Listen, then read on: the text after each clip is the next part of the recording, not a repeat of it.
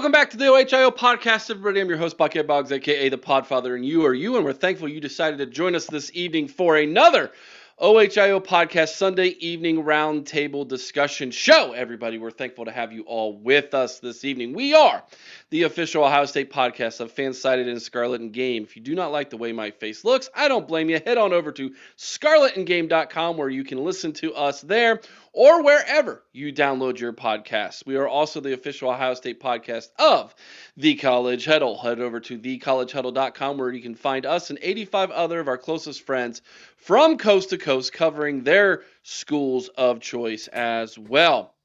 Tonight's episode is brought to you by A Place at Home Senior Care. Is your loved one recovering from a recent hospitalization, stroke, or fall, or living with dementia and needing support at home? A Place at Home Dublin provides home care supportive services like bathing, dressing, mobility assistance, and medication reminders, all in the comfort at home. Learn more at aplaceathome.com/Dublin or call 740-472-8181. And joining us this evening, everybody, we've got my co-host, the wild man himself, Chris Wilds. Above me, that is the doctor himself making a house call this evening, Dr. Corey Thompson, back in the saddle once again. And our special guest this evening is Ethan. Ethan is from Going Nuclear podcast. Ethan, tell everybody who you are and what you do, my friend. Well, don't forget about Chris. I got him. We got him. All right. No, thank you so much for having me on, Eric. Corey, nice talking to you. Chris, nice meeting you as well. My name is Ethan Greenberg. I host a podcast called Going Nuclear, but you can find it on Twitter at Going Nuclear CLE. We talk Cleveland sports, talk Ohio State. I also have another podcast I host with my co-host Heather, and that is at Doggone Pod, DAWGGONE. P-O-D, yes, yeah, at Doggone Pod, the best doggone podcast in the land with Ethan and Heather. We talk all things, all sports, but we definitely have an Ohio twist, an Ohio bias on there. I am originally from Northeast Ohio. I grew up in Canton, went to Glen Oak High School, home of Brian Hartline, and he was there a little bit after I was. So was Dustin Fox. He was there a little bit after I was.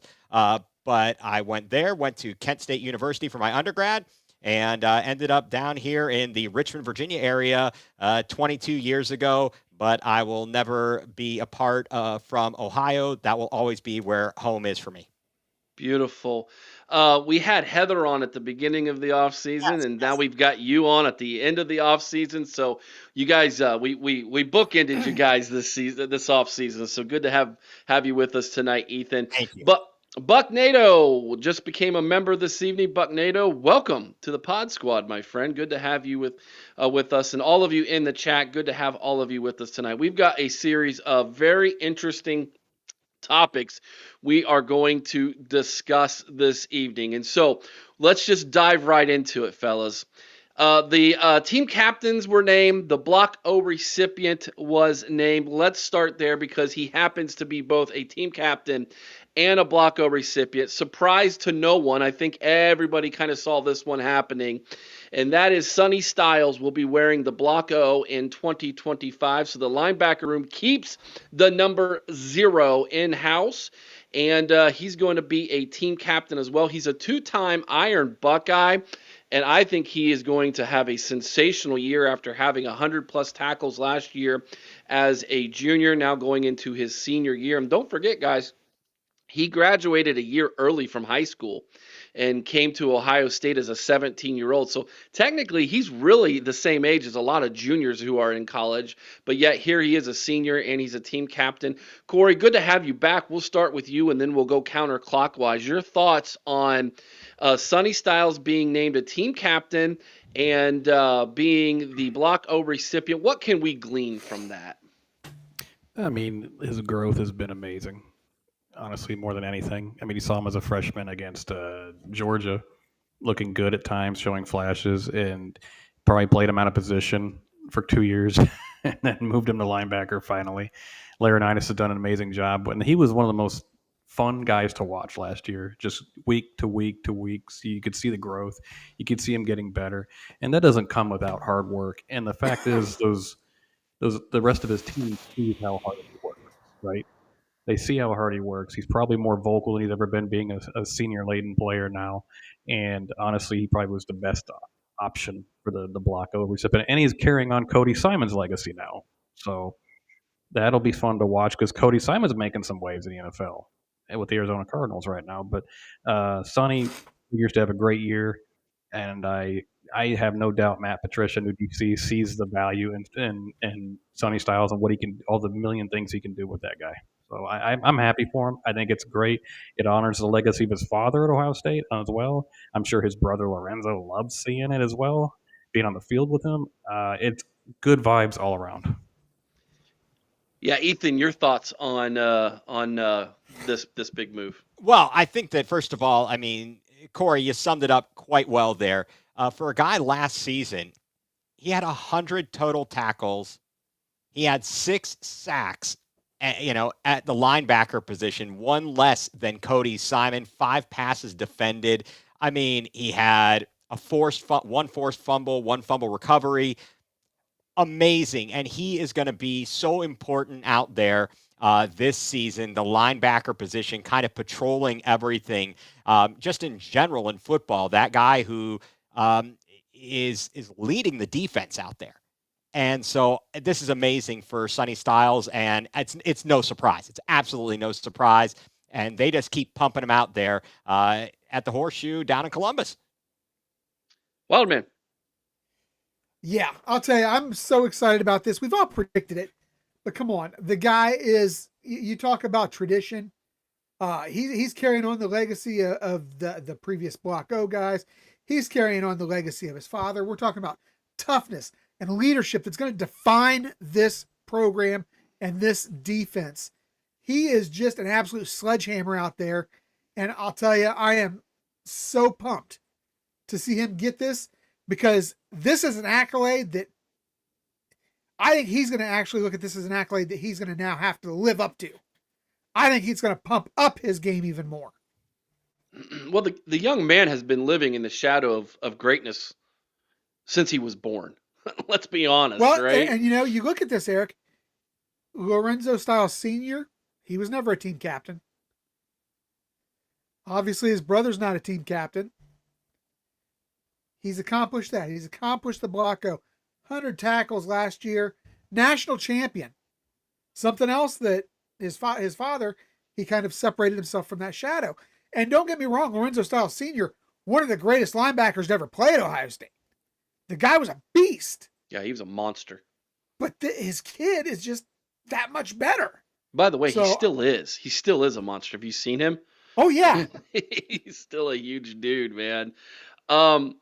Yeah, no, he had a great year last year. Great stats, as Ethan pointed out. And as Corey pointed out, he's a legacy. He's been living up to those standards and exceeding them. And here's what's great. Chris and I, we went down to practice. We got to watch these guys in person, linebackers actually up close and personal. Yeah, he's every bit as huge as he looks. But guys, I'm here to tell you, he's not the biggest linebacker on the team. He's not. There's another Northeast Ohio kid who's going to get some run this year as a starting linebacker, who is an absolute animal. And we were talking about this the other day. You put some dreadlocks on him, he's a mini Chase Young. Chase Young. Yeah. And so the linebacker room with Arvell Reese, who I'm talking about, Arvell Reese and Sonny Styles, the linebacker room, Corey, it might be better this year than it was last year. It will be. And I say that confidently because Sonny was still learning last year. And Cody was the most experienced guy, and he played great. I love Cody Simon. Nothing against Cody. Obviously, we love him. But now you got Arvell Reese, who showed flashes last year, fully experienced, fully in the weight room, knows where to go, and the team is fully invested in him. The room, the defensive staff is fully invested in him. Every offensive lineman says he's just a freak and impossible to block. Combine that with Sonny Styles, and you got the depth of Peyton Pierce coming on. And C.J. Hicks. And C.J. Hicks, I don't know where they're putting him. And he's in. Don't forget Riley Pettyjohn, who's an absolute exactly. in his own right. Yes. Pettyjohn and in the future Alford, but right now Pettyjohn will be in the field a little bit. you got more depth and more top tier talent at that linebacker position than we've had in years. James Laurinaitis has done an amazing job getting that linebacker room ready. You agree with that sentiment, Ethan, that the linebacker room might be better this year than it was last year? And this was a national championship linebacking room. It's hard to say. It's hard to say that and hard to think that, but it's possible. It is very well possible. Like you said, Corey, you made a great point about Sonny Styles learning the position, and I think, as you said, he's just continuing to grow into it. He had a monster season last year, and you bring up Arvell Reese and these other guys; they are going to be ready to go. And actually, one of the things that may or may not make a difference, that may accelerate their game and exceed expectations, possibly the change of defensive coordinators. I don't know. Matt Patricia, an NFL coordinator coming in to run this defense. And I mean, we've had magnificent coaches, but who knows what else he might be able to unlock, as seeing what he's done in his coaching career at the NFL level. Wow, man, any thoughts on the linebacker room before we move on to the captains? Yeah, I think you guys touched on the fact that Sonny was still learning. Let's not forget Brian Hartline's still a young coach. Not Brian Hartline. I'm sorry. James Laurinaitis is still a young coach and learning himself. He is. He's only going to get better and more confident as we go. So absolutely, I think that this definitely has the potential to be an even better linebacking room than last season. So the captains were named as well. Of course, Sonny Styles is one of two defensive captains on this team. The other one being Caleb Downs. I call him the coach on the field. And then on the offensive side, this one was a little bit surprising to me, guys. Brandon Ennis, although verbally I think he's definitely the leader in that room when it comes to his mouth. Not saying that that's a bad thing. What I'm saying, he leads. That came out really bad, Dr. I'm going to keep quiet. Your laugh said it all, Corey. He's got a mouth on him. he does actually, and I kind of like it. And then Austin Sverveld, who is, I'm going to start there. I don't know of an offensive lineman in the course of, let's call it 9 months, went from who's this guy? He's buried on the depth chart to he's the leader of the room in that amount of time. I've been racking my brain trying to think, was there anybody else at Ohio State who has done this like Austin has? Billy Price, probably, maybe. Last one I can remember. He went from like whipping boy to he's a Wilmington winner or something. It's like okay. But what do you guys think of the team captains? Did any of it surprise you?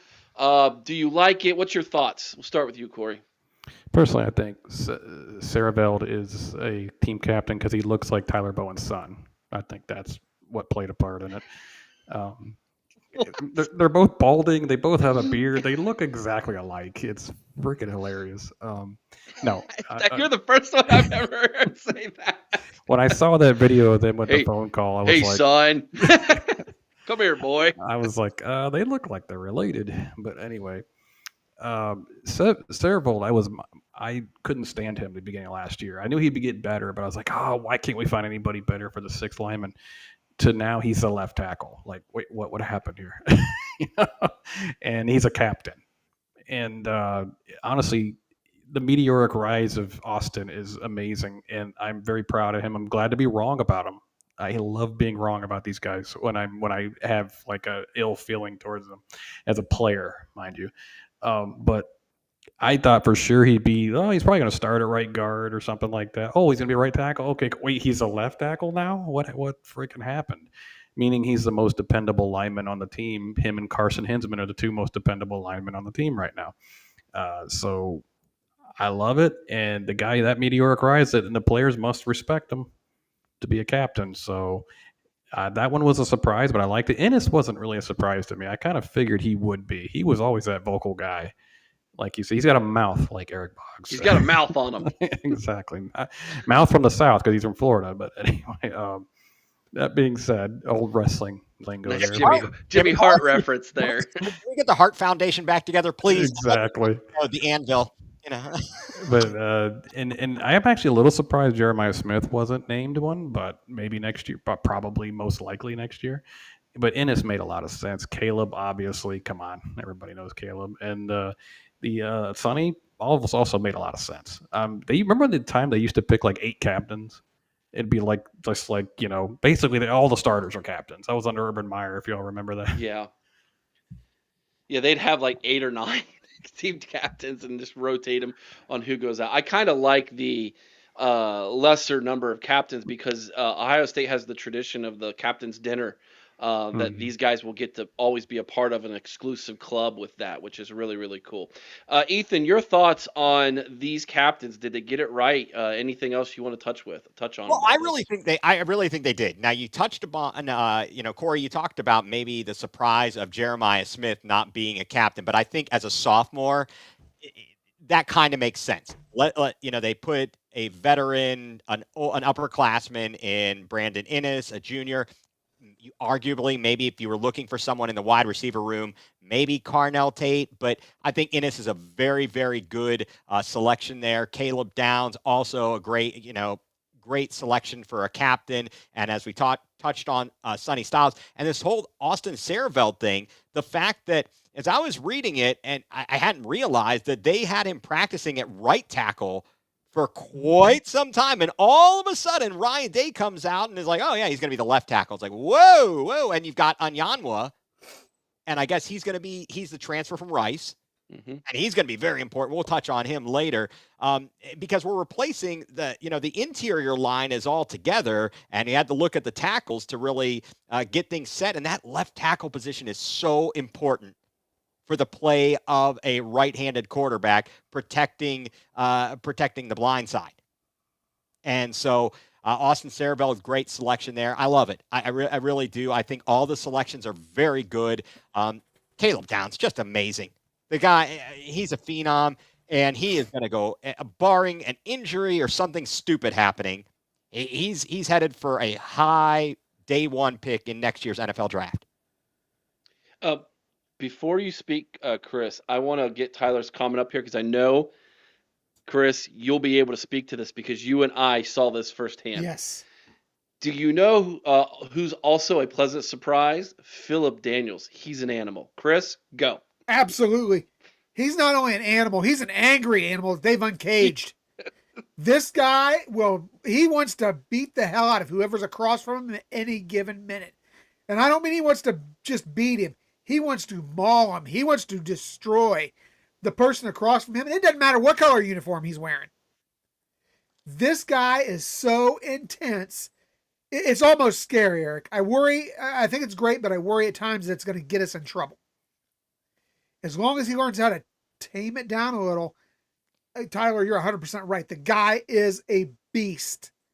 And he is going to just knock people around. When they were doing 11 on 11 guys in full pads, it was him and Bo got into it, wasn't it? Him and Bo Atkinson went at each other like it was not just NFL fall camp type of scuffle. Like, no, they were like, I thought he's gonna murder him, like stuff. Like the coaches would blow the whistle and have to jump in because they wouldn't stop with each other.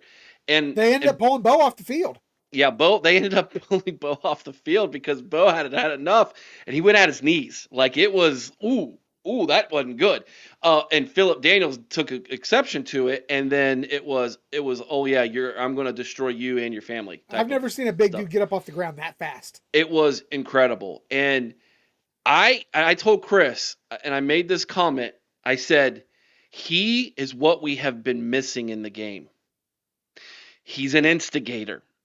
He will get in their heads, and then he will tell them about it. And then, oh yeah, he'll probably get a personal foul at some point, but it'll be hopefully after the game's out of reach, and it's something for them to cry about. Yeah, because it's crazy. It's almost like he cheated his way to the right tackle spot. So you warned me that was going to be coming tonight. Cha-ching, number 1. So I'm curious to find out what happens to Ethan Onyewu. I think I'm saying that right. Onyanwa. He was the big NIL get Yep. And if he's not starting, Look, I heard in practice he was looking vicious. I heard him that, for people down there in practice, he was really doing well, getting out with blocks and was looking really good. I think all these guys are very valuable. We need the depth. So if he doesn't start right away, I wouldn't look at that in any way, shape, or form as him being not as good as expected or whatever it is. It's like, hey, if Daniels shows up and he's a madman out there, okay, fine, let him go. There's going to be opportunity, like fortunately or unfortunately, and it's all good. It's all good. I like it. And if it's any, I don't know the timeline. I'd have to look back, and I apologize for this, but if Onyanwa was under Mike Bloomgren at Rice, hey, I'm looking forward to seeing him because I know that Mike Bloomgren is a Bill Callahan disciple, offensive line genius, and I'm looking forward to that this fall, watching the Orange and Brown. So a couple other offensive line tidbits that I'll just throw out to all of you guys since we're here and we're just talking about it. Jake Cook lost his black stripe this weekend. Jake Cook did a commercial for us, guys. Yeah. Him and Joshua Padilla. And they're both going to get some playing time. But Jake Cook was the first freshman offensive line to lose his black stripe, if I'm not mistaken. Look out for him. That's a young man who I've watched him play in high school. He plays here in Delaware County at Westerville North, it was. And so I got to watch him play against my nephew who plays for Indianapolis University, and they went head-to-head multiple years. And to watch him from I think the first time I saw him was his sophomore year, till now, he is on a trajectory. You could call it Austin Severveld-like. He is just, every time I see him, he's more impressive than the first time I saw him. And so watch out for him, and watch out for Josh Padilla as well. I think he's going to be our backup center, if I'm not mistaken, this year. And that's a young man who's got a very, very bright future. And so I think this is the most depth we have had at offensive line, Chris, since we started this podcast back in 2019. Tell me I'm wrong. Oh, you're not. I mean, this is the greatest feeling because, Eric, we've gone into every season saying, if only the offensive line can. I hope the offensive line is as good or is good enough to. This year, we're legitimately talking about the offensive line as the strength of this team. And that's a hell of a feeling. Because as we all know, if your offensive line and defensive line turn out to be the strength of your team, you're going to have a pretty good season because that's where the games are won and lost. Yeah, I mean, we're gonna find out right away. Yeah, we're gonna find out right away if they're able to establish the line of scrimmage in 13 days in the horseshoe against Texas, and we dominate the line of scrimmage on offense. Boys, watch out! This team is legit again. Anything else about the team captains that either of you would like to mention? Well, yeah, because I didn't get my shot. You forgot all about me. That's okay. No, I didn't. I asked you about the offensive line, but go ahead. Yeah. No, the only thing that shocked me about the team captains is I think there was one missing. And to me, I think it's Kenyatta Jackson. Eric, we got a chance to see this guy and the way he was leading that room. True. At practice. He was a vocal leader, and he did it on the field as well. He was out there helping coach guys up. I really feel like this is a guy who would have been worthy of that a fifth coaching or a fifth captain spot. So you wouldn't have replaced anybody. You're saying no. We have good four great ones. Okay. I just feel like we missed out. I felt like there should have been one more, and it should have been Kenyatta Jackson. You drink it. Special teams kicking evals. They looked exactly the same as last year. I wasn't impressed. Let's just get close, boys. That's all. Yeah. Let's score them touchdowns. He was automatic from inside the 30. When we were going 35 yards and longer, he was about 500 the day at practice we watched. So about the same. So, and the punt, the what's his name? I call him Marty McFly, but it's Fire? Nick Clarney. McLarney, McLarney. Okay. the 6'7" Aussie. He lost his black stripe. He lost his black stripe too. So we'll see if maybe I've heard he's either terrific or it's god awful. There's like no in between. It's like that he shanked that one, or oh my god, that one went 75 yards. Like there's no. They're both from Australia. Yeah. McGuire and McLarty. Yeah. That's and 6'7", 255. So he's going to be doing the Aussie style, or running out and punting it and putting the spin on it. That's always interesting. Very interesting to see those guys in the college game and the change and the variation on the punt game based upon their style. Yeah. I like our chances if this guy takes off for a sneak against Rutgers. He could bowl them over. Oh, knock it. 255 and 6'7". Why is he playing Aussie rules? He's a defensive end. He's not. So when they were doing 7-on-7s, they have four guys who basically are down linemen and they just raise their hands up, and they put him in the middle and he'd put his hands up like, oh my gosh, the poor quarterback's like, what is this? It was like Shaq was out there or something. It was hilarious. Oh my gosh. Wow. Oh man, Burke's giving you a shout out, Corey, for predicting it right. Now, to be fair, Burks, I predicted it right as well, but then I changed. I was persuaded. So, but I predicted it right. The NCAA just screwed it up. Okay. Corey, you want to speak to that before we move on? I mean, the NCAA is a joke, but you know what? I'll be perfectly honest with you. I am ready to throw it in a pond and move on. It's gone. It's done. It's over with. Don't forget to step on it and break it first. That's right. Wait, will you be playing Damn It Feels Good to Be a Gangster in the background while you do so? That'd be awesome. I mean, I know that Samir Naga, not going to work at Michigan anymore, was there. Oh, Lord have mercy. All right, here we go. Let's go to our next segment, guys. I've got 6 questions to ask you guys. 6 important questions, and I cannot wait to see where we go with this. We'll just keep with the same rotation. We'll start with you first, Corey, and go counterclockwise. The most important player on the roster this season is who? Julian Sand. We know the other positions will do their job. We have to know Julian Sand will do his job. We have to see how he'll progress. We have to see how he handle pressure, how he'll lead the team. No matter what, the quarterback becomes the leader over time. How fast will he grow? I mean, I don't know. I don't know anything about him right now. I know he's a 5-star. I know he's talented. I know the team believes in him, I'm sure, maybe. But right now, he's the most important player on the roster because you got to have a great quarterback to win. Ethan, the most important player on this team is who? Actually, I put QB1, assuming that was going to be Julian Sane. But let me go one step beyond that so I can give us a little variety here. The running back room. We are trying to replace Quinshon Judkins and Trevion Henderson, both who rushed for over 1,000 yards last year.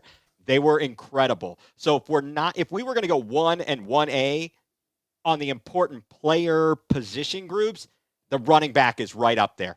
We have got, along with, if we're controlling the offensive line and the trenches, we have got to see those guys take the next steps to be the next great running backs at Ohio State.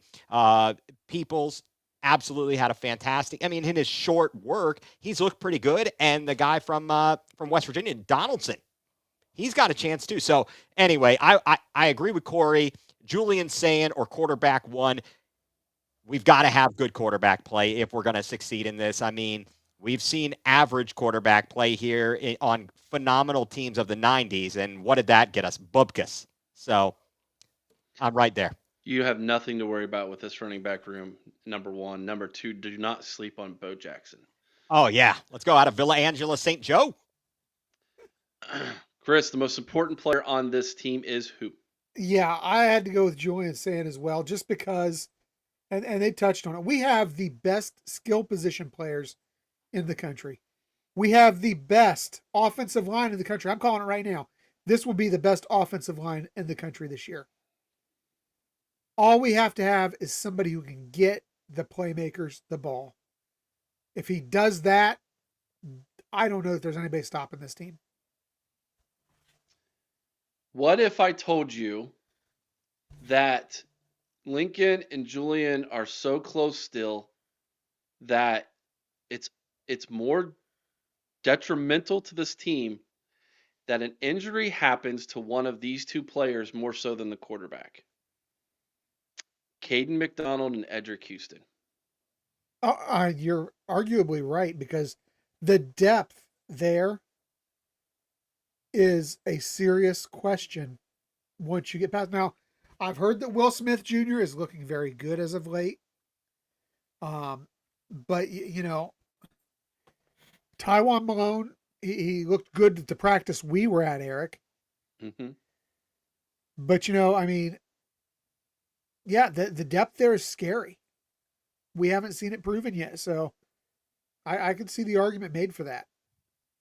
Corey, do you want to refute that? No, I mean, it's true. I mean, look, if Julian Sand goes down, knock on wood there, Lincoln Keenholz can get the job done. I'm really confident in that. But Edric Houston or Caden go down. I can't decide which one's more important. They're both phenomenal. Caden, I think, is going to have it all Big Ten year. I think he's going to be unstoppable. But that being said, who do you go to? Malone's a nice player. I think he's done a couple nice things in limited playing time. Jason Moore, he's becoming the Bam Childress of the defensive line. Every year, really hype him up. What a reference. And he doesn't do anything. And I'm not knocking him. I'm pulling for him. I want him to be good. But I don't know why Hero Canoe left, other than money maybe. But I hate that he left, because he would have had a significant amount of playing time this year. So, yeah, we're thin there. And there's a reason why our recruiting class has like 3 defensive tackles in it or whatever it is, because they're trying to rectify the situation. And the portal they went over on the portal, basically. So Yeah, Canoe's going to have a hard time paddling upstream. Nice, didn't it? And good one. Oh man, but that being said, you're right, Eric. It's a scary spot. It's probably the scariest spot on our whole team, besides maybe like kicker, punter, is the depth at defensive tackle for sure. All right, moving on to question number 2. The most irreplaceable person on the roster this season is who? Kicker. Corey? Kicker. Do you want me to go like real position, or you like kicker? I mean, because that to me, kicker would be the obvious answer. I just don't think he's special. He's a nice. He's the most irreplaceable. Oh, irreplaceable. I thought you said replaceable. No, sorry. Irreplaceable. Yeah, I'm like you. I'm like, whoa, man, you're surprising me with this answer. Irreplaceable is Jeremiah Smith, only because nobody on the team can replace him. And that is not a knock on Carnell Tate or Brandon Ennis or Mylan Graham or Quincy Porter or whomever. These guys are all phenomenal players with their own right, but they are superstars. He's a legend. There's a difference. And Ethan's totally understanding what I'm saying here. So if Jeremiah goes down again, knock on wood, you don't just next man up him. It's not possible. No, you don't. And if he goes down, the problem is he opens up so much for the rest of the offense. He spreads the field. He can win the one-on-one matchup and make the routine plays. He can make the difficult plays. He's the quarterback's best friend out there. He's the other wide receiver's best friends, and he opens things up. So if you lose that explosiveness and that capability, it's going to hinder the offense a little bit. I think they've obviously, as you said, nothing against Carnell Tate, Brandon Ennis, but Jeremiah Smith really is going to make things work so much more smoothly. I mean, just the fact that he had been held so quiet in the second half of the national championship game, and then they hit him.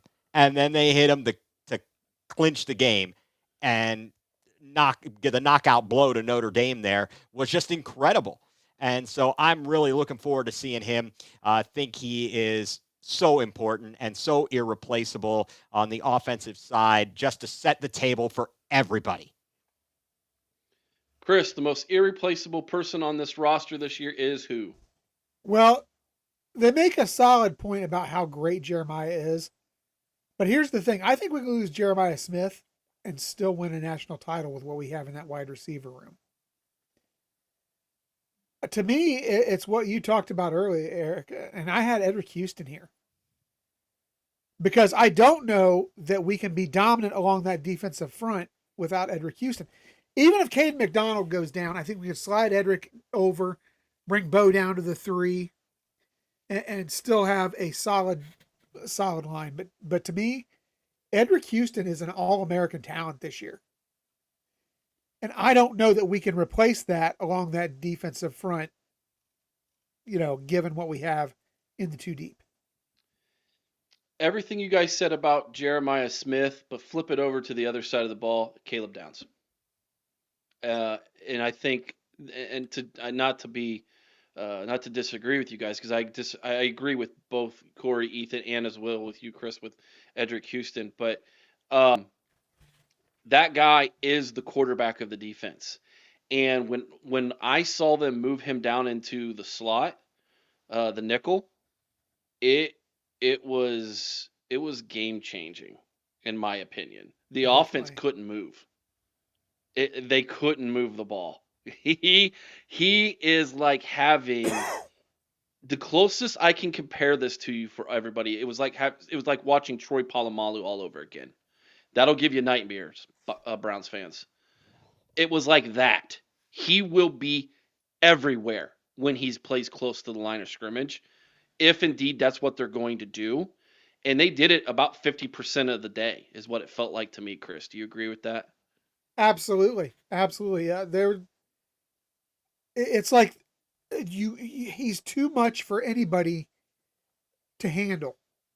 Yeah. When he has that free roam of the defensive backfield, when he could see everything happening in front of him, he's going to destroy you if you're running the ball. He's going to break a wide receiver or coming across the middle or a tight end. He's going to break them in half. He's amazing. He's a great player, no doubt. Definitely the second best player in the country. He freed up Sonny and Arvell to just go be monsters, is what he did. And it was like it felt game changing. It was cool. Corey, you're gonna jump in there? No, the funny part is right before Chris started talking, I agree with Chris what he said too. Caleb Downs popped into my head. I'm like, I still say Jeremiah Smith, but the thing about, I will say that for Eric's point of view, is that if you lose Jeremiah Smith, you still got a lot of great receivers, right? But you lose Caleb Downs. I mean, I'm sure McLean and Hartford are going to be good. I know Feline is going to be good. They'll be good, but they're not, I would say, equal to what Tate and Ennis and Graham bring on the other side of the ball. So I could say, Eric, you can make a better argument for Caleb Downs because he is otherworldly, ridiculous, and Matt Patricia's probably like, I get to coach that. Are you kidding me? That's incredible. Caleb Downs is good enough right now to start for 32 NFL teams. Easily. It's not even debatable. Along with Jeremiah Smith, by the way, too. Yeah. And if you look at Caleb Downs and Matt Patricia, you mentioned it, Eric, it's very reminiscent for those of you who watch the Patriots, how he used Patrick Chung. Only I think Caleb Downs is even better.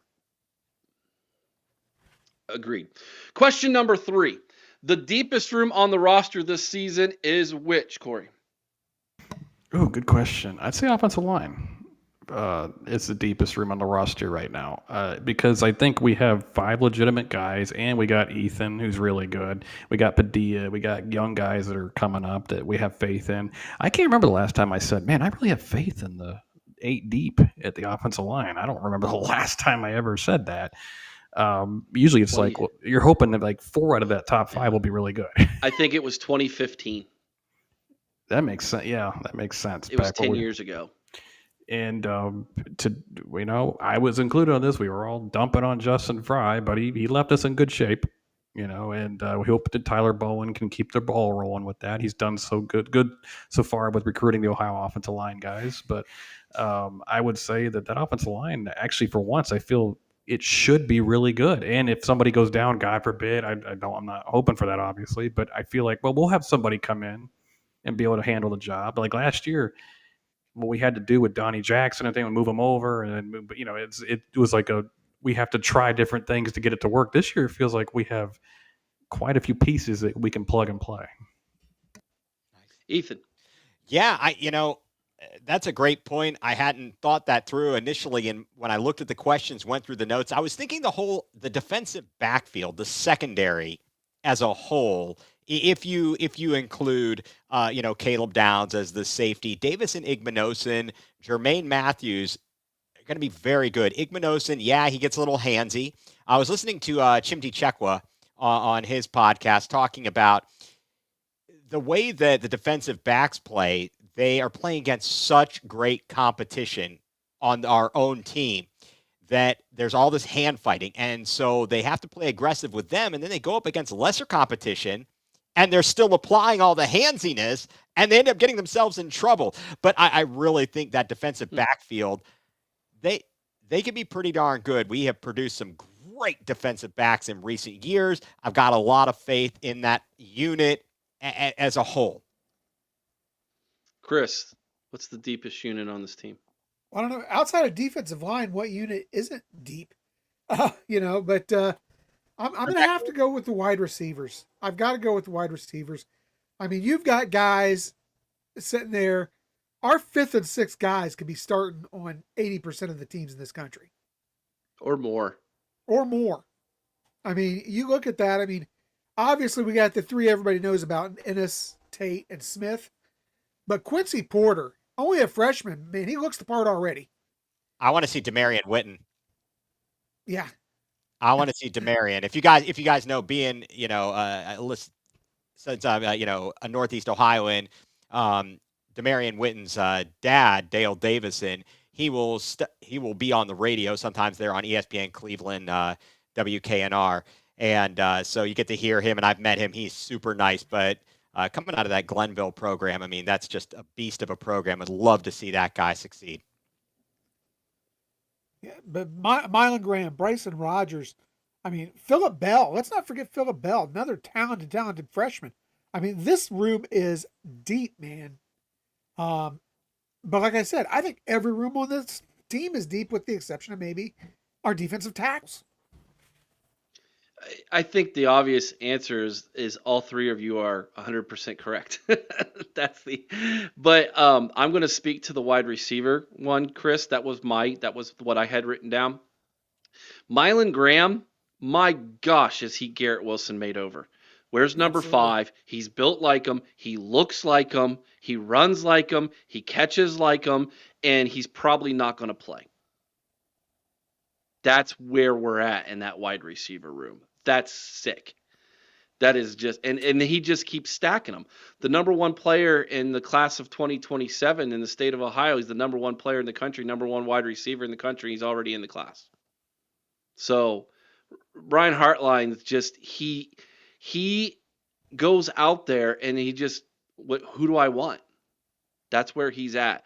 Hopefully he can do that for the rest of the offense too, because that would be fantastic. But yeah, dude, I feel very, very confident in the secondary. I feel very confident in the offensive line, Corey. I feel very confident in the wide receiver room, Chris. But what I had written down was the wide receivers. Next question. This is question number 4. The most important assistant coach on the staff this season, Corey, is who? Matt Patricia. Because I'm confident Hartline will do a good job, and he's got the easy understudy of Ryan Day for the offense. Patricia's going to be the coach of the defense, and I just don't know. I'm going to wait and see with that guy. I know the players are excited about him. I know they like him. I know they like the scheme, the tweaks they're making to what generally Ryan Day's philosophy is. I've been hearing from our good friend B. Moses that when he was at the practice with you guys that the players were just talking up Patricia, saying how great he is. I'm like, maybe he is, but since his Patriot days, his career's floundered, and I don't know how much of that was obviously Bill Belichick when he was successful in New England or not. It seems like most of Belichick's defense coordinators have been pretty successful. I just don't know. I'm not saying he can't be great. I just don't know. And last year we had such a mainstay with Jim Knowles that I knew the defense would be fine.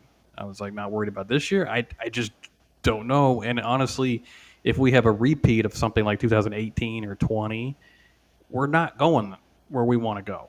So can he corral the defense, prove himself as a coordinator at the college level, and with the bevy of talent he has, create a really stifling defense? And I'm a little concerned. Like week one, I mean, there's going to be bugs and stuff like that, no matter what. I'm not judging him from week one, but Steve Sarkisian and Arch Manning, if they put up a clinic on him, are you going to come out of week one confident in him or not? I mean, I got to see it, but to me, he's the most important if we want to make another run. Ethan, the most important assistant coach on this year's team is who? I was actually going to go with Hartline. I was going to go with Brian Hartline because making that transition from the wide receiver coach up to the OC position and to replace a guy like Chip Kelly, a legend in his own right, that's those big shoes to fill.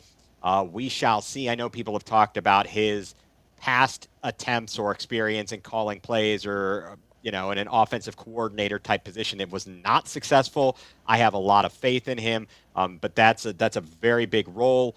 And I think he is going to be very important. Now, also, guys, Corey, to your point, talking about Matt Patricia, did they not also just bring in, Boyer to help with the secondary from the Miami Dolphins? Well, he's technically been out of football for like 3 years. But okay, but was he last with the Dolphins? Is that what I read? Or am I okay? Yeah. So I think that certainly I give a lot of credit to Matt Patricia, maybe too much for his prior experience, as I talked about earlier.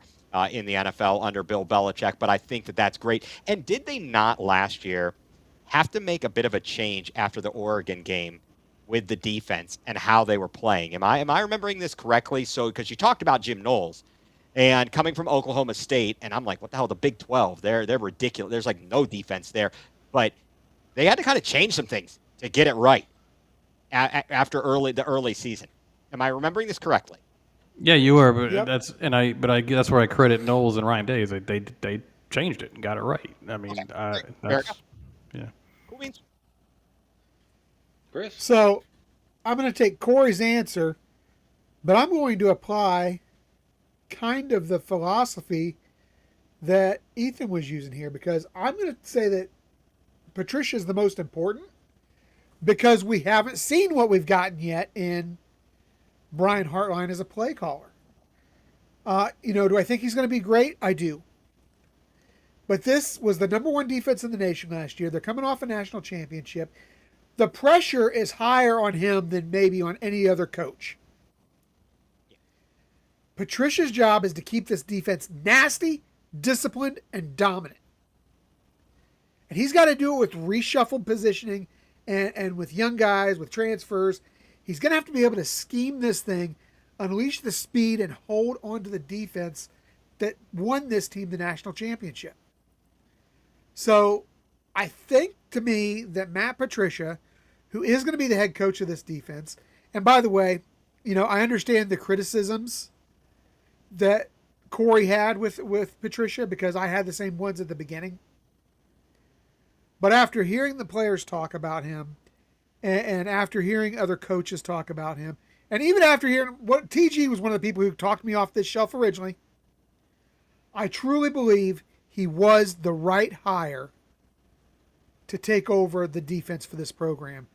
And I do think he is the most important assistant this year. $2 super chat. Let's answer this real fast. We'll go around in a circle. What will be the over-under on sacks this year? Bobby Mack says it's going to be 55. Corey? Do I name an over-under or do I go by 55? Name an over-under, I think, is what he wants. Oh, okay. 45.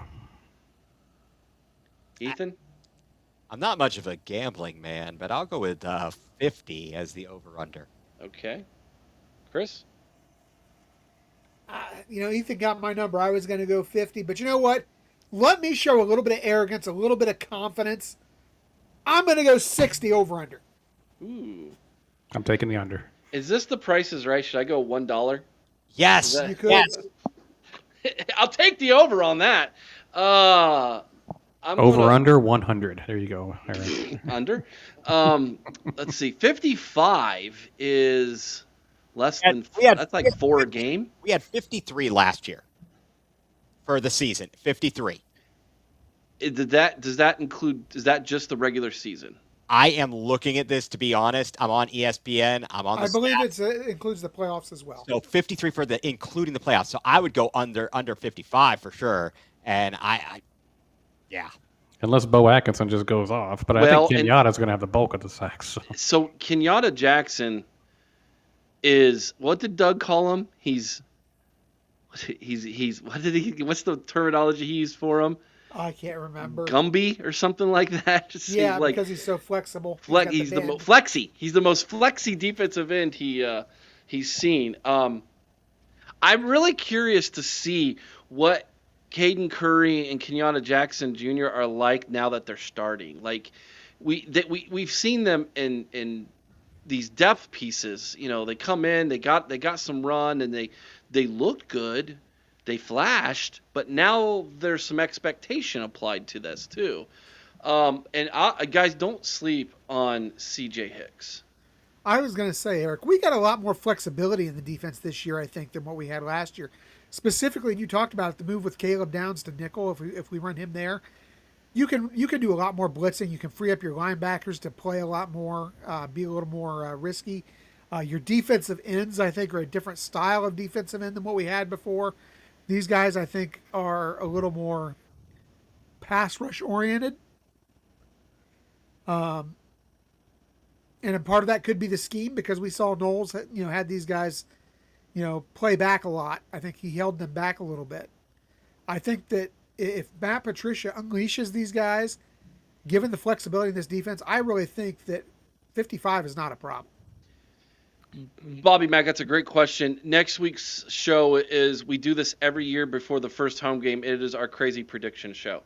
So make sure you want to tune in next Sunday night, because that is exactly what we're going to be doing next Sunday night. Is just, we're going to be giving all of our predictions. So that would fall in line for that. I don't know who's going to lead the team in sacks. Probably Kenyatta Jackson Jr., maybe CJ Hicks. I don't know. I don't know. Maybe Sonny. Maybe it's Sonny who gets in there. God, Caleb Downs. Might as well. Jaden Fielden. Why not? I do know this. I believe this without a doubt. Bo Atkinson will have the most pass blocks, or whatever they're called, pass block downs, or whatever they're called, from the defensive line. That guy his hands are always up. He always got his hands up in practice every time he didn't get home. The hands went up, and he would get vertical, and he's got a pretty good vertical. That dude could probably hammer some dunks on the basketball court. All right, question number 5. The biggest trap game on the schedule this season, Corey. At Washington. It's coming off a bye, but that being said, it's after a couple of ho-hum games and coming off a bye. Will they be up for it? Washington's a tough place to play. It's a lot of travel. I think Washington will be improved this year. I think it'll be a tough game. I really do. But I was going to pick at Illinois, because I think that will be really tough as well. But I think I think they'll expect Illinois to be a tough game. At Washington, in the players' minds, I think they won't respect them as much as Illinois, and all of a sudden they could catch you if you don't. So. Interesting take. I haven't thought about that, Corey. That's interesting. Ethan.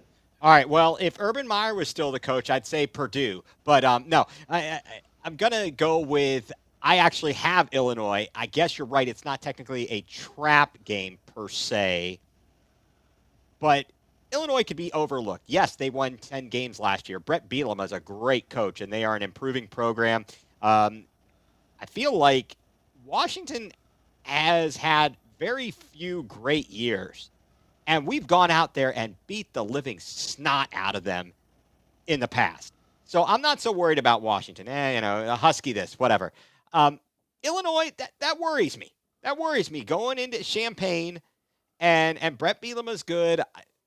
That's something I look at, that maybe if people who are from the outside in, or don't pay a lot of attention to things like, Illinois, whatever, but it's like, they're going to be a formidable opponent, or should be a formidable opponent. We'll see. Have to wait and see how it plays out. Chris.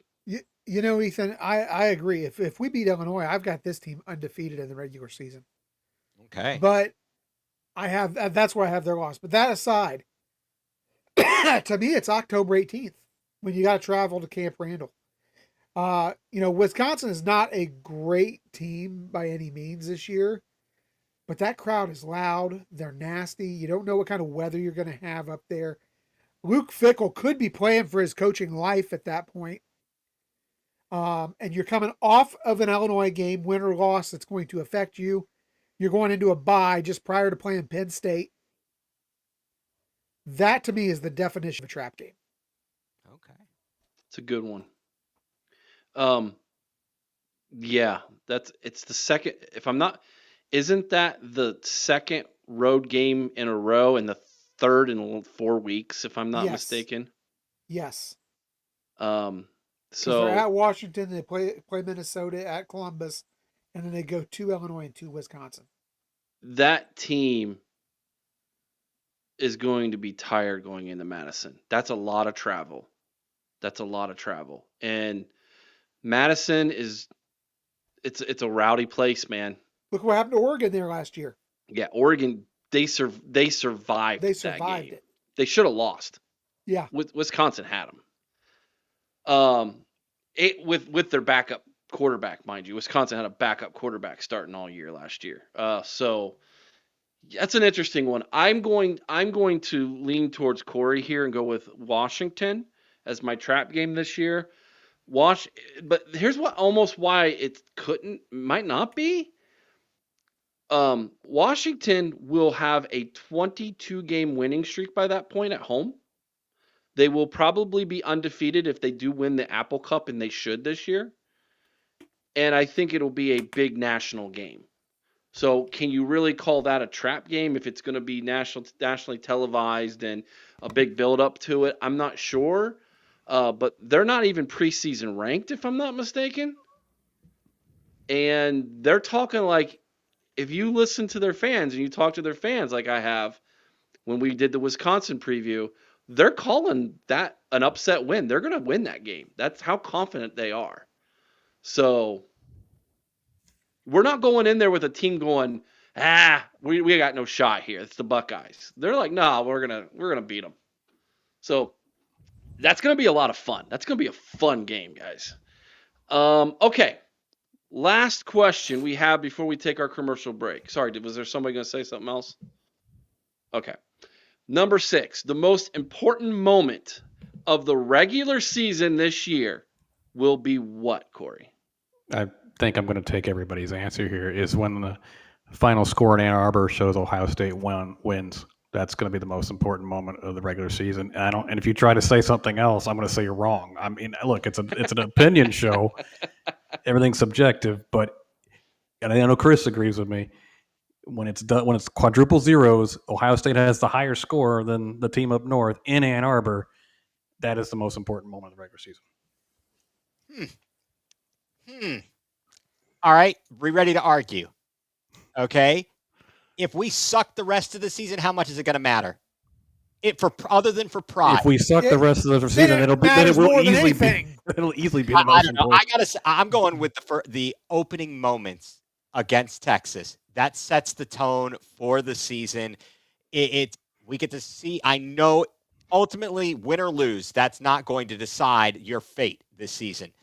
But I feel like that sets such a tone and a precedent. We've got these guys and this nervous energy with youngsters out there, the young quarterbacks, and they've got a lot to prove. It's a different team. You're going up against Texas and the Arch Manning hype train and this ridiculousness and the fact that it's on stupid-ass Big Noon. And, so I'm going to go with I could be persuaded about the Michigan, call there, Corey, but I'll go another way and try and go the other direction with Texas at the other end of the schedule. Well, let me pick up this argument here for you, Corey, before you jump in. It's real simple. Texas, yes, it's great to win, but let's call it what it is. The game is kind of irrelevant because it's not a conference game. It's not going to determine whether you get to the conference championship or not. It is two teams that are not the same two teams they were last year. It is a game that it's not going to, in the grand scheme of things, matter for anything other than maybe seeding when the playoff arrives. No hesitation to me to say November 29th in Ann Arbor. Forget everything else. We have, by hook, or in some cases by crook, lost 4 games in a row. Well done. To the scum. Ryan Day has this hanging over his head. It's what is keeping Ryan Day from being an elite head coach at Ohio State. He is a great head coach, but he's not elite until he fixes that record against the team up north. There's still pressure on the guy. The guy won a national championship. There's still pressure on him. At 10-2 last year, we were ready to run his ass out of town. Guys, he has to beat Michigan in Ann Arbor this season. That's why I got to agree with Corey here. When those zeros hit the clock at the end of that game, that will be the defining moment of next season. The coaching staff will tell you it's Texas because that's who's first. And then after a week, they're going to say it's Grambling. Right. Because they don't have the ability like us to not worry about looking ahead. They can't look ahead. I agree with you, Ethan, that first game is important because it does set the stage for the rest of the year. And I also agree with both you, Chris, and Corey, that the last game in the regular season come November is important for Ryan Day and for this team to get their gold pants that they haven't gotten. So I think you're both right. Eric, can I say something that may or may not persuade you one way or the other? Sure. If you look at the Texas game, in the grand scheme of things, you said something about setting the tone. Mm-hmm. In 2014, we lost early to Virginia Tech. What happened? We won the national championship. Last season, we lost early to Oregon. What happened? We won the national championship. Am I worried about Texas? Or am I more worried about Ryan Day getting that monkey off his back against the team up? I have one question to ask all of you and all of you commenting. And I want you to think about this. Compare how you'll feel losing to Texas versus how you'll feel losing a 5th in a row, the team up north. Oh, yeah, absolutely. There's no comparison. There's no comparison. However, do you remember when we lost to Vince Young and Texas at the Horseshoe? I was at a wedding reception that night and listening to that game on the radio. Oh, my God. Oh, I'll feel terrible losing to Texas, but if we lose to that team up north again this year, but there's no fan base more unbearable than the Michigan fan base, especially after they skated this past week. We won't even be talking about Texas in 5 weeks. No. So, I mean, win or lose, we won't be talking about Texas very much in 5 weeks. But that team up north, we lose to them again, we got to hear it all year again. So I'm totally. Chris and I are in sync here. We can't lose to them again. We can't. You got to beat them. And I'm sorry. Look, this is a fact right here. Ryan Day, it took him winning a national freaking championship for us to forgive him for last year, losing to the team up north. That's how important. It's forgiven, but not forgotten. Exactly. And but that's how important it is to that game.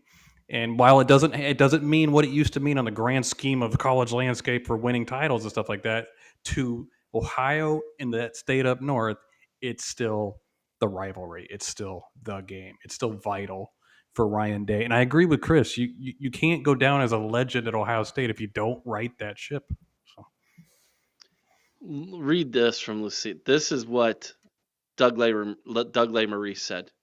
I think the most defining moment is how they handle the first loss. That is very insightful. That is very insightful. Great comment. I think the defining moment of the regular season this year will come in Ann Arbor, and here's why. I believe if my preseason predictions are correct, both teams go into that game 9-2, and it's a play-in game. Ethan's like, wait, what? So who do you got our 2 L's to? Illinois and Texas. All right, nah. Not gonna happen. Not prudent at this. HW making a. I've been arguing with him about Texas for weeks now, Ethan. For some reason, he's bought into the mess. He's bought into the hype about a guy who just has a famous last name and has proven nothing. I've not bought. Have you guys, gosh, I don't know about you guys. But He is just as inexperienced from. He's got a couple games against some trash teams, but he's not got that much more experience than Julian Saint. Look at how many players Texas lost, as well as Ohio State. They lost just as many of their key players. More. Ohio State's returning more production, Ethan. But I would actually want to think about. I mean, we've got some very difficult games as well. I mean, Oregon's not going to. We've got Oregon. Penn State's going to be tough. No, we got. Here's the season for Ohio State. Texas at Washington, at Illinois, home against Penn State. I guess you could say at Wisconsin, and then UCLA. That's a joke. UCLA comes to us. Okay, I got you. We're at Ann Arbor. Those are the 6 games that are legit. Yeah, I got you. No, I don't forget Grambling. Hey, Ohio University's mascot might start another fight with Brutus. Well, he is a bobcat. We had a female Brutus last year. Would that be like if that happened and he didn't know? That'd be awesome. The fallout would be It'd be awesome. even better when she whooped his tail. Yeah, this is win-win. Either she takes off the mask and goes, "You hit a woman," or she beats him up. And it's Could you imagine that she takes off Brutus's head? It's a woman, and that the man's like, "Oh my gosh!" She just takes off running. You know what? And then she stands over top and gives him the DX crotch chop. You know, for the Ohio versus Ohio State game, Michigan fans are going to be rendered catatonic because they keep calling us Ohio. They're just going to be so confused during that game. My gosh! Well, they're confused on a good day. That's a good point. Yeah. Man, we're an hour and 8 minutes into this thing. Let's take a quick commercial break, everybody. We'll be back in 2 minutes. Let these guys get a quick drink, and then the next exercise is going to be wild. I cannot wait for this one. Hang tight, everybody. Hey, Buckeye Nation. The OHIO podcast is thrilled to partner with Export Mouthguards, the innovators redefining protection in contact sports. Introducing the Ninja Pro Mouthguard, the strongest and most advanced mouthguard on the market.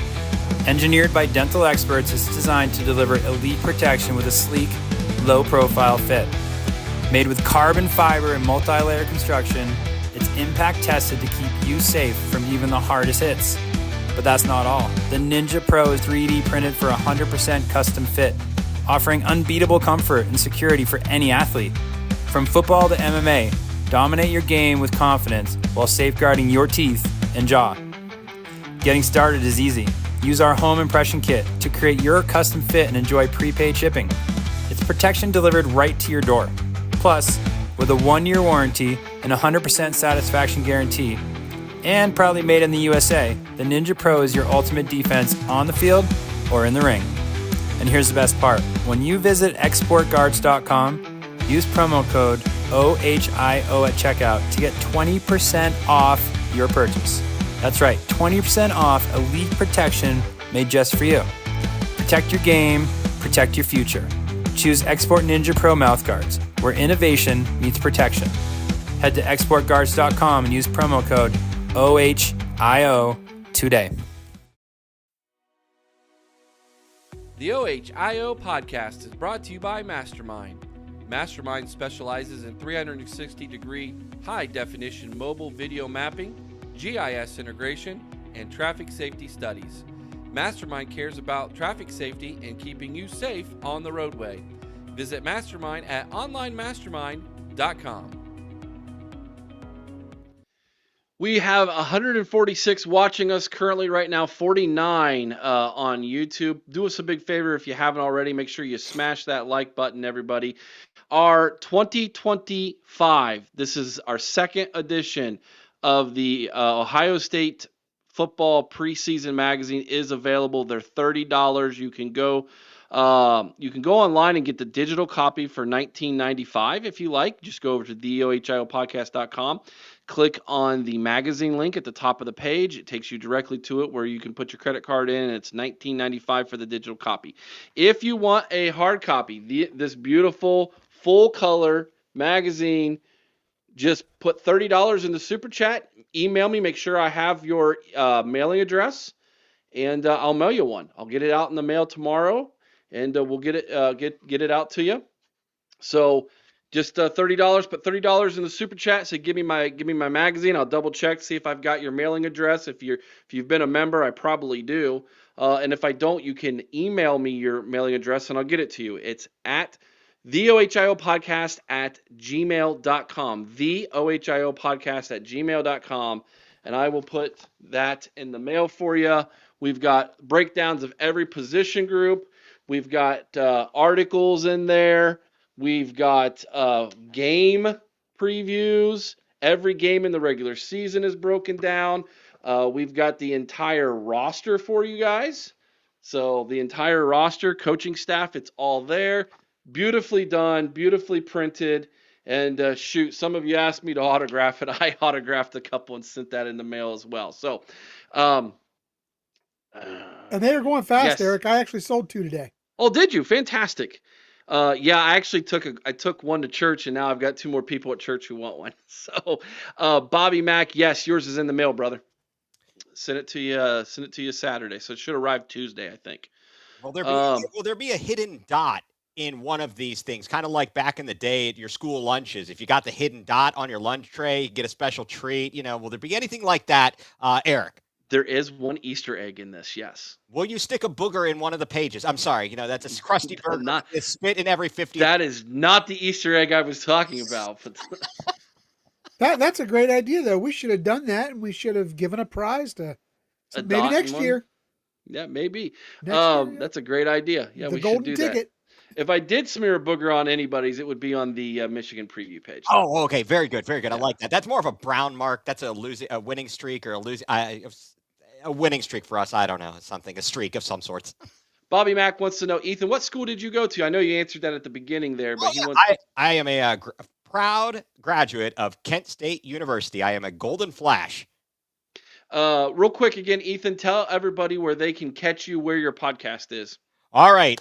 You can catch me on my Twitter handle at egreen4325. I have added my information there. It's a lot, but both of my podcasts at Doggone Pod and at Going Nuclear CLE, all great things that I really put pride in and love doing. Part of the Going Nuclear, part of the Fanatical Elves Network, a subsidiary of Fans First Sports Network, and then the best doggone podcast in the land with Ethan and Heather. We have a great time there. Recently had on Mechadon, and he was fantastic. If you're looking for some other reading material, please pick up his book. Check out his documentary. It's fantastic. He's just a great guy. Yeah, I started reading his book, Buckle Up. It's a quick read, and it's great.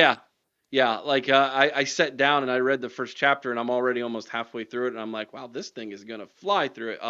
But really, really cool. So I'm ready to dive into the rest of that.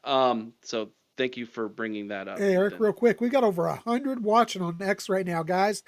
If you aren't following us, make sure you do, and shoot on over to the YouTube channel. Yep. YouTube's where we get the money, honey.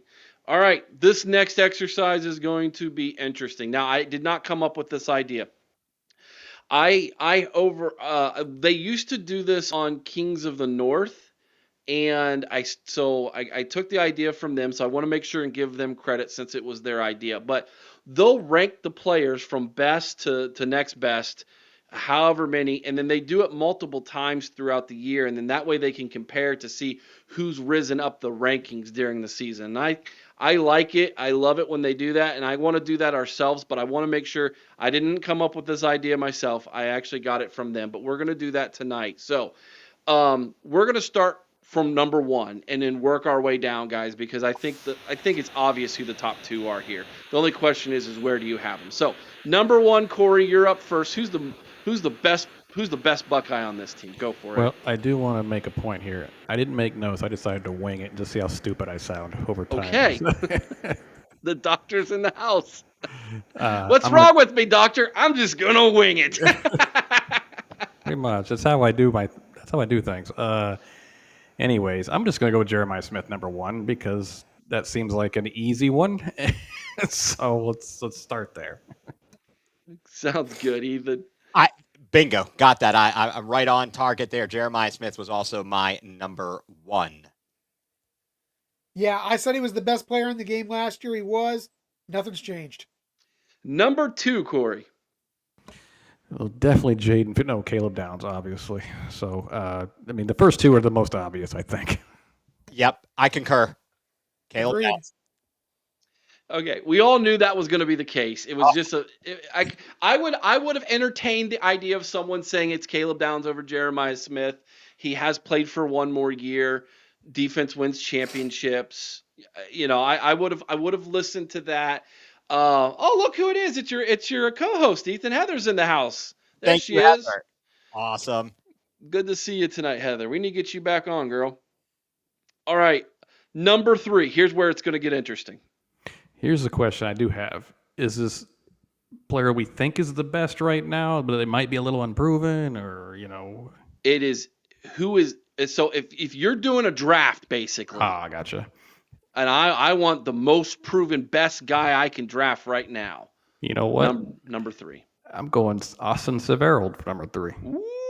Ooh. Look at that smile he had too. He's really proud of himself with that answer. Corey, we're in sync tonight, brother. Uh-oh. Austin Severveld. Severveld. Thank you. Ethan, I will mispronounce his name all year, just forewarning. I'm going Sonny Styles. He's wearing the block O. He's a captain. I'm going Sonny Styles. Yeah, Chris. I've got Austin. Really? I did. I think Okay. he's that important to this team, and he is a very good player. I'm ready for it. Yep. Wow. I did not anticipate. I had Sonny. That's who I Well, had. he's coming. He's coming. Don't worry. Okay, Corey, go for number 4. Sonny Styles. I mean, he was. It was between him and Austin, but in my head, obviously not in my notes because I didn't take. So, Ethan. I'm going more defensive backfield. I'm going Iggy Davidson. Okay. He is one of 3 returning defensive players. He's a senior. He could have went pro. I read where someone said they thought he would have gone in like the 3rd round if he would have come out. Pretty good. Pretty good. See, I have trouble with that given where the other guys went. That's what I thought too. Was like Denzel Burke fell to like what was it 5th? Yeah. 5th round, I I think. think so. All right, Chris, number 4. This is where I've got Sonny. Okay. All right, number 5, Corey. let's go with the center, Carson Hinsman. He's got to be up high on everybody's list, even though people are forgetting about him. He is so important. Okay. I went with Max Clare, tight end, transfer from Purdue. Pretty high. Is it too high? Is it like a fly ball in Major League? It's too high. It's too high. Great reference, by the way. That's awful high for someone who, he did it at Purdue, but this is Ohio State where tight ends are like. No, that's it. That's my opinion, and I'm sticking to it. That is it. No, I'm just messing with you, of course, Eric. I don't know. Chris. I actually have Edric Houston in here. Like I said, I got this guy having an All-American season this year. Huh. Yeah, Heather, you and I are on the same page right now. Yeah. Where's Tate at, guys? He's coming. Relax. Okay. Go for it. Corey, we're up to number 6. Well, line of scrimmage is not the sexiest thing in football, but it's the most important thing in football. I'm going Kenyatta Jackson for my number 6 because our pass rush is extremely important, and he figures to be the best pass rusher on the team. Ethan, number 6. I'm going to go with Brandon Ennis. Over Tate? Yeah, that's it. You heard me. I'm here for controversy. Let's go. You are definitely doing that, man. By the way, you're take a quick time out here. Let's go back to the first part of the show when you were doing your George Bush. It really wasn't your impersonation of It was George Dana Bush. Carvey. It was Dana Carvey doing George Bush. Yes. Exactly. So you know exactly what I'm talking about. Yes. Get the references here, and if I told you that I was watching Opportunity Knocks with Dana Carvey and he's supposed to be at a Cubs game, gotta do it, not prudent. Yes. Maybe go to the baseball game. And then, I said, Vulcan hand blowers are number one. Then you would know what I was talking about because you do your best thinking in the bathroom, not in the boardroom. Will Ferrell doing Harry Carey has got to be the best Saturday Night Live baseball. Hey, if I was a hot dog, I'd be covered in brown mustard and relish. I'd be delicious. I'd eat myself. If the moon was made of cheese, would you eat it? That's got to be the greatest question of all time. Number 6, Chris, are you all right there, buddy? Oh, I just had a cramp in my leg. I had to stand up and stretch it out. Yeah, I've got Cardinal Tate at 6. Thank you. 7, Corey. Will Kasmerick, no. Let's say, you know what? I'm going to go a little outside of the box, Jermaine Matthews, because I think he'll end up being the shutdown corner for us. So you went with Matthews before Iggy. Yeah, I think Iggy's a very solid player. I think Matthews has the potential to be an All-American. Interesting. All right, Ethan, what's your next crazy one? Where are we at on the list again? Number 7. Number 7, Kenyatta Jackson. Okay. KJ2, gotcha. Chris, number 7. Carson Hinsman, I like him. All right, we're up to number 8, Corey. You know what? This is tough, but I'm going to go Caden McDonald. I want to go Edric Houston, but I'll go Caden because I just think he's so important. Okay. Number 8, Ethan. And I have no idea why, but I think he's important. Arvell Reese. He is important, and he's good too.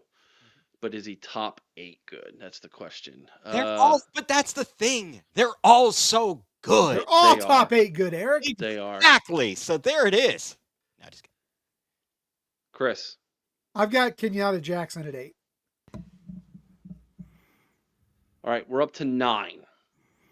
I'm gonna go ahead and go Edric Houston because I don't just put them 8A to 8B because they're so close. Yeah. But I know why you went Caden McDonald ahead of him. He's got more experience. He's got more snaps. I well, get that it. And he actually figures into Matt Patricia's defense a lot more if you look at Patricia's past. Number 9, Ethan. I was going to go with Tate there. Okay. Chris, number 9. Nothing is more important to a young quarterback than his security blanket. Give me Max Clare. What if I told you guys, I've done this several times today, that Max Clare is not going to have as many snaps at tight end as Well, you and I know some things, Eric, because we were to practice. Yes, as Will Kasmerick. Yeah, because the Kasmerick figures into the run game. So. Well, it's not just that. When your head position coach looks at you and says, "This is your room. Go lead it. Fix it." That's what he said. Go fix it. Talking about another player who specifically wasn't blocking very well. And he looks at you as the leader to go do that and not Max Clare, which I get. He's been here for a year longer than Max. Max isn't your that he's a better blocker than Max. Yeah, I was gonna say If you're gonna say go fix it, the blocking's wrong. Well, you're gonna go to Will Kasmerick before you go to Max Clare. I agree because Max Clare is more of a catching tight end. Yeah. But at Ohio State, we're gonna block. Oh yeah, that tight end's gonna block. Oh yeah. But I get it. I get why you guys have these feelings towards Max Clare. He did look good, especially in the spring game. I haven't listed him. I'm just saying. Yeah, he did look good in practice. We He talking did. about practice, not a game. Not a game. We talking about practice. Okay, I just wanted to make sure What? I clarified that we're talking about practice. Yes, we. I'm like, where? What the? Eric, Who's playing that? we, Yeah. we got to get more sound bites on Yeah, downloaded I've onto this got board. buttons over here where I can do that, and I just Well, never wait a do. second, but wait a second. The key was really after the season. Playoffs? Don't talk about it. Playoffs? You kidding me? Playoffs? All We right, so talking about Classic. practice.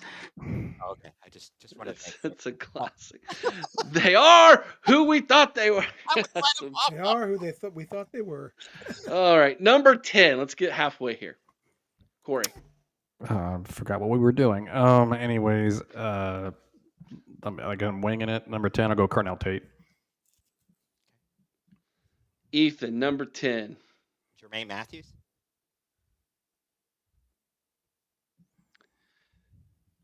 And Chris, number 10. Arvell Reese. Okay.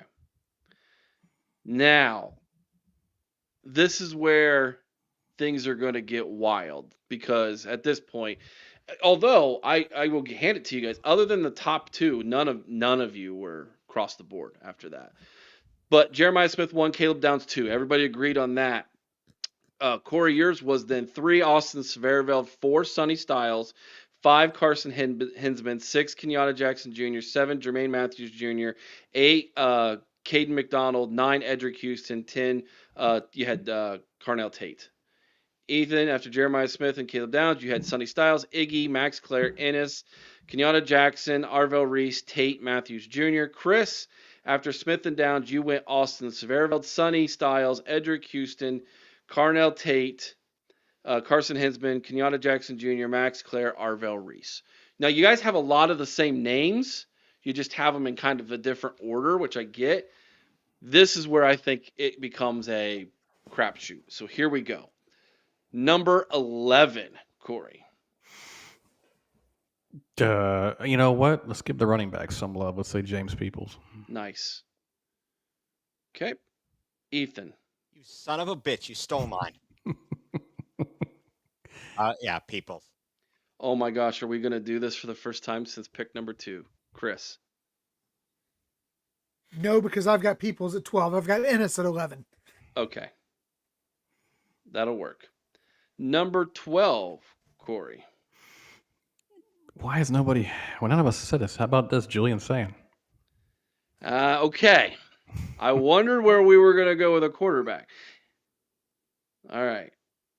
Got it. Julian Sain falling in at number 12. I think it's just so hard to gauge the quarterback with such a limited sample size. Yeah. And what if all of a sudden he comes out tomorrow and it's not Julian It's Sain? Lincoln who's leading the team, yeah. That's a good point. Ethan, number 12.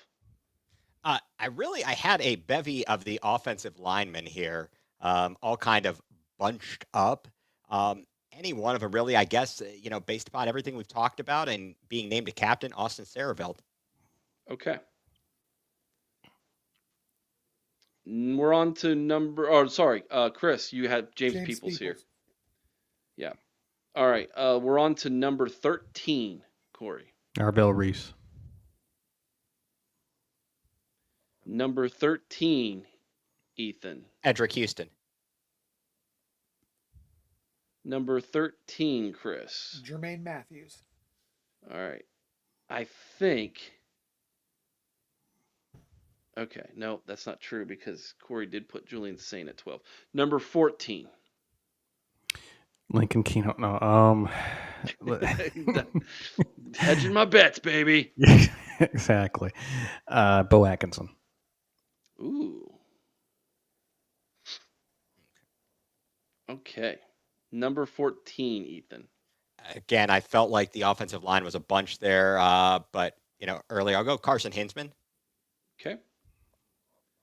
Number 14, Chris. Caden McDonald. All right. Number 15, Corey. Let's go Phillip Daniels. Okay. Number 15, Ethan. Shabola. I got Iggy. Okay. We have 5 picks left. Let's see if some names who haven't been chosen at all yet here. Let's think about this. Ethan, on your way. Okay, I'm gonna On butcher. Yanway. I had him high up on the list until you guys talked me out of it earlier. Oh, okay. I had him higher up on the list based upon what I had heard, and you talked me out of it. So I was like, he slipped. He fell down the board. Caden Curry is not on anybody's list yet. I've got him down the line. Okay. I don't see, outside of Caleb Downs, I don't see any of the safeties yet. Correct? Well, we don't even know who the starter is going to be technically. I think we do. McLean or Hartford? It's going to be.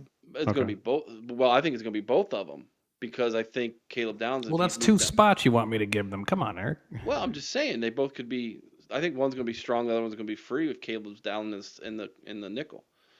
But okay. How could you take Lorenzo Styles off the field? I'm just kidding. With a side helping of Fahim Delane. I don't think Luke Montgomery's been chosen yet either. Not. I've got him in my shuffle there. All right, cool. Let's keep it moving.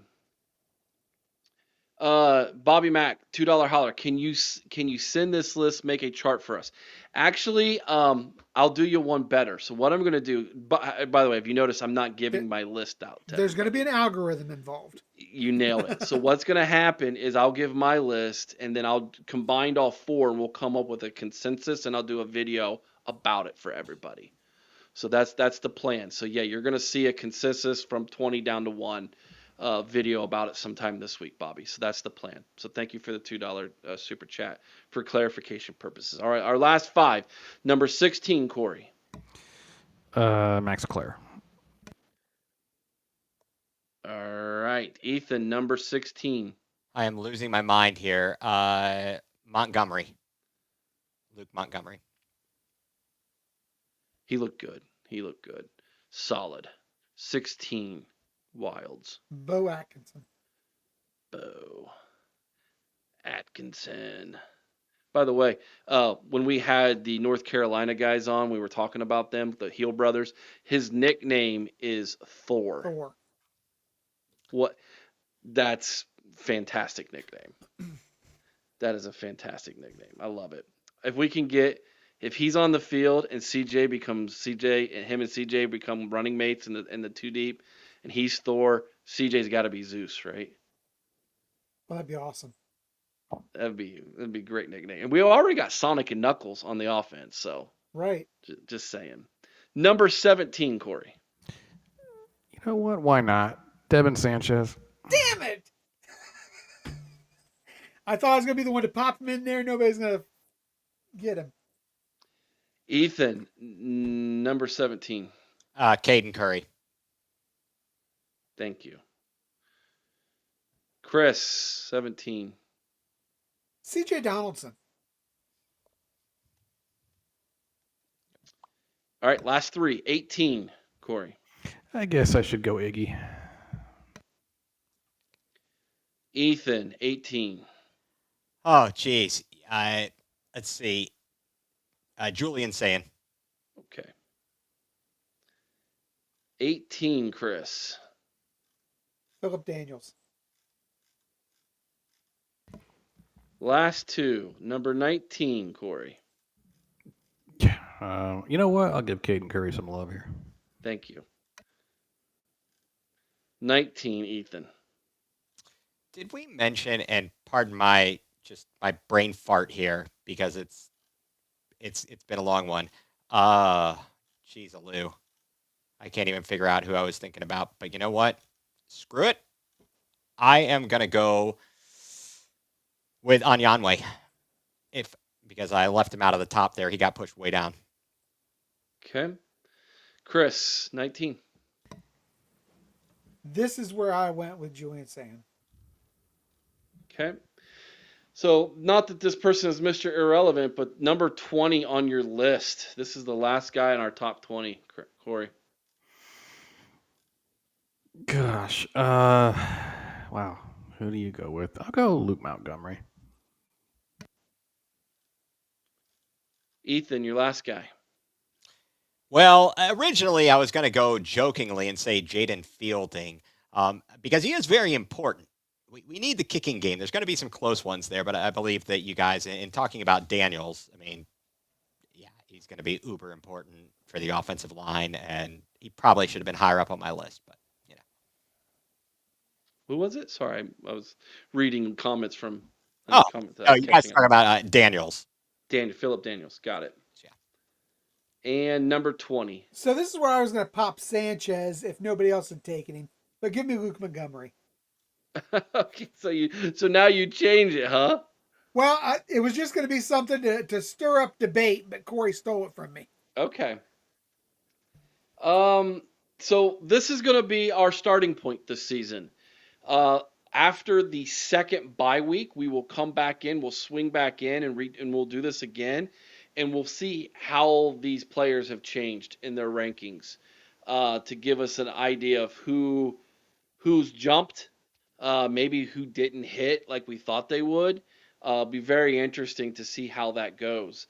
And then we'll do it again at the end of the year, like before the NFL draft or something, to kind of come up with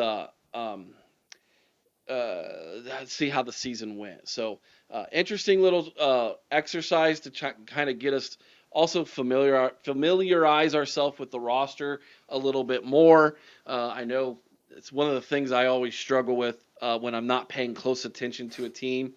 Like, I'll take the Cincinnati Bengals, for instance. I can't tell you who's, like, I don't pay attention to them.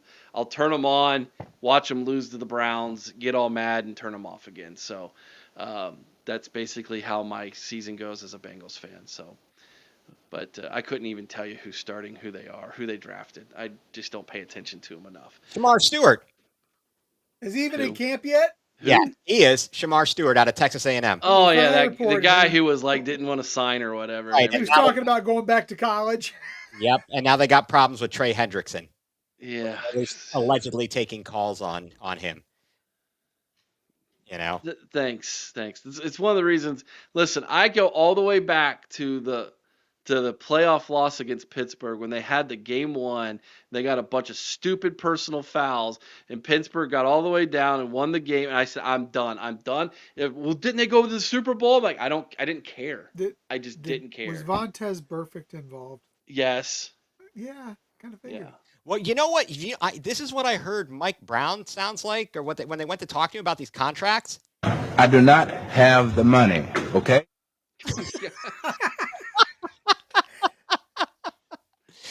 Oh, yeah.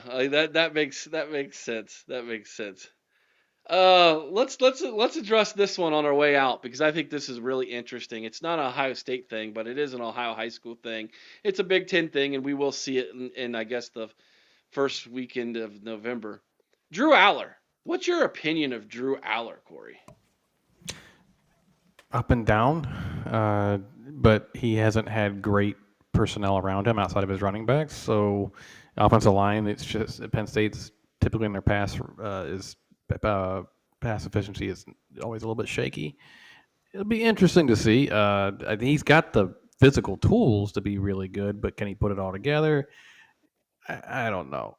So I think right now he's going to be a first round draft pick unless he just collapses completely this year. But he has NFL tools, physically speaking. But does he have the intangibles? Can he be a leader? Can he lead them to the promised land? This is make or break here for Penn State. That's just how it is. So I've never been super impressed with him, but whatever. I've watched him like 5 times. So. Ethan, your thoughts on Drew Aller? I think he can be very good. He is limited by playing at Penn State.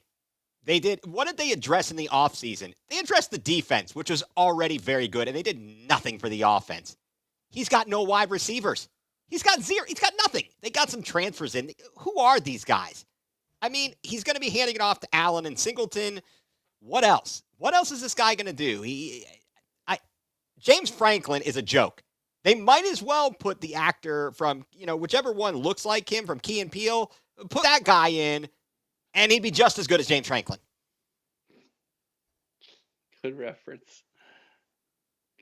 Wildman, your Drew Aller take. Perhaps the most overrated quarterback in college football. Thank you. You're talking about a guy who's never completed more than 66.5% of his passes. He's great inside of 10 yards where he completes 87% of his passes. But from that 10 to 19 yards where the bread and butter is at, only 52%. Then you look at him as it gets above. Yeah, he's got this great 45% on target rate on passes over 20 yards. He threw 20 of them and hit 9. The guy's accuracy is questionable once you get outside of 10 yards. Most overrated quarterback in college football right now. If that take is true, he's a perfect match with James Franklin. Because he is the most overrated coach in college football, in my opinion. Absolutely. Are you guys concerned at all about? I don't know if I agree. Okay. I only say that because I don't think Franklin's rated that highly by people. I think that he is a very good 9 to 10 win coach, sometimes 11 wins. But obviously that big game eludes him. That being said, I don't think people look at Franklin as some kind of coaching savant or in that Ryan Day, Kirby Smart, echelon. I just think people look at James Franklin as like, yeah, can't win the big game. I mean, yeah, they'll have a good season, but they won't get where they want to go. That type of thing. Okay, more overrated, James Franklin or Lincoln Riley? Oh, Lincoln Riley by a mile right now, I think.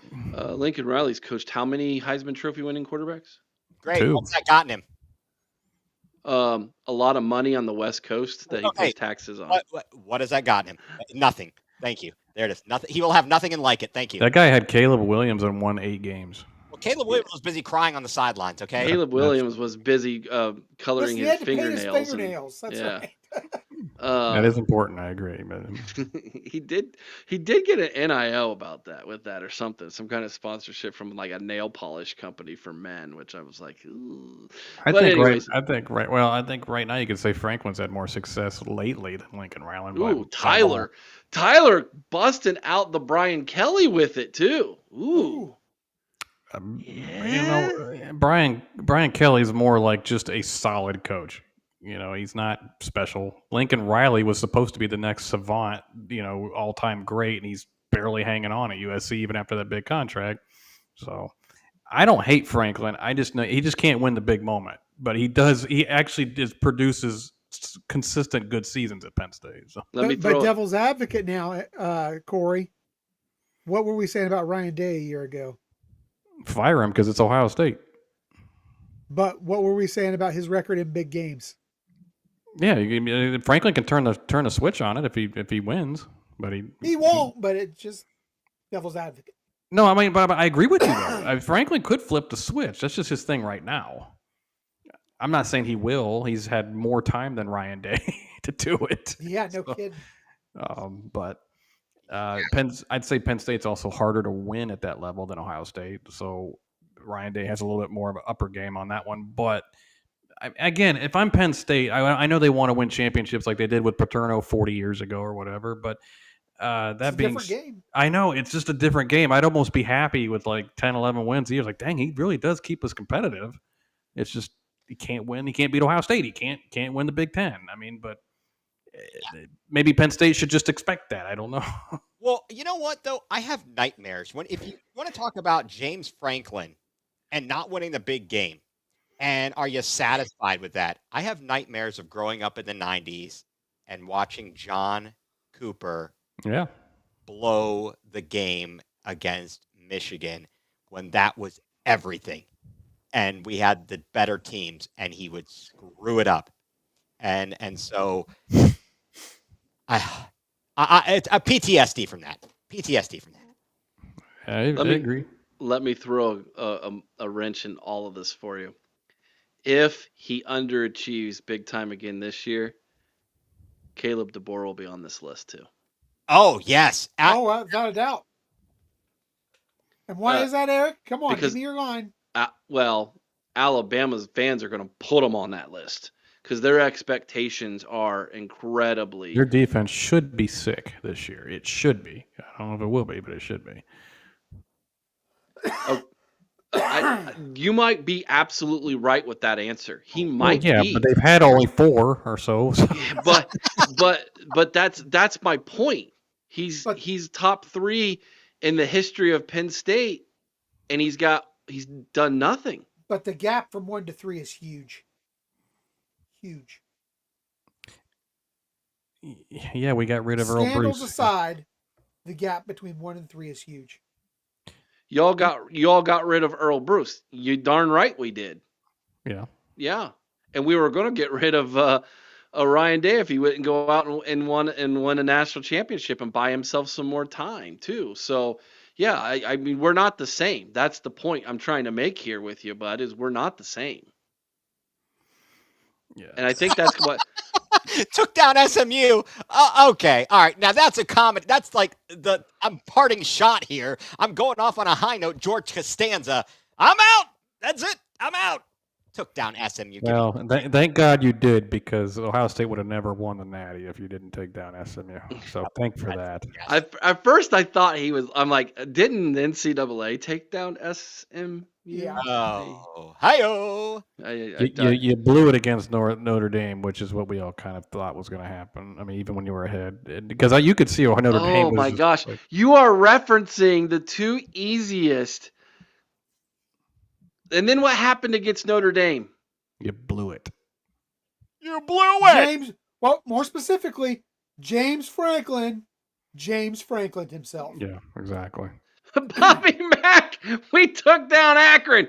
I think the NCAA did that too. Yeah, another NCAA reference. He took a Franklin and he wiped his James. So. Oh. Well, guys, if you haven't already, please hit the thumbs up, hit the like button on your way out. It is good to have Ethan Greenberg with us tonight from the Doggone Pod and the Going Nuclear. That's where I know him from, the Going Nuclear podcast there. But good to have you with us. We'll have you back on during the season, Ethan, do another Sunday night and chop it up after a Buckeye win. The doctor's making house calls again, everybody. Good to have Corey back with us this evening. Wild man, we're like mold. We just never went anywhere, did we? We just kept growing. We did. And just so everybody knows, tomorrow night, I'm going to bring, because it's the back to school season, Eric. Oh, okay. I'm going to bring some fun math to the call-in show tomorrow night. Hold on. This is getting so good. It's so good. I know he's doing this as a joke, but I love it. The preseason polls are the biggest joke around. Oh my They're God. just there to bolster the SEC so they can get 16 teams in the playoff. He did it with a laughing face, guys. It's a joke. I get it. It's fantastic. It's actually a really good joke. I like it. But the preseason polls are a sore subject for me, Eric. I don't like it. I know it. I know. Anyway, sorry, Chris. What were we saying about tomorrow night? Back to school episode, are we?